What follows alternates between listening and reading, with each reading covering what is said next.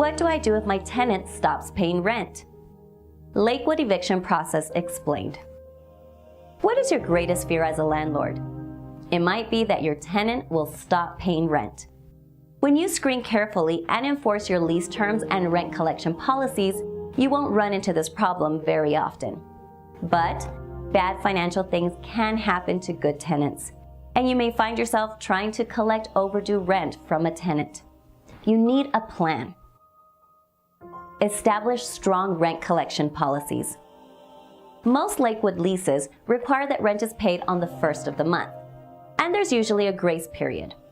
Your lease must indicate when rent is to be paid and when it's considered late.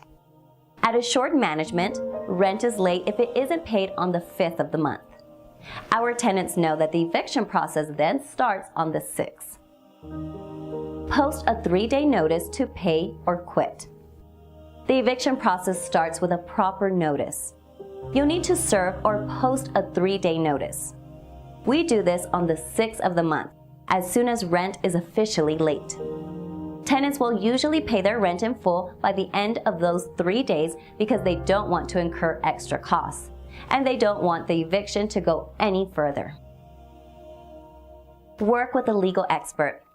If rent is not paid after the 3-day period has passed, we strongly recommend that you turn the case over to an attorney who understands landlord and tenant law and has handled evictions before.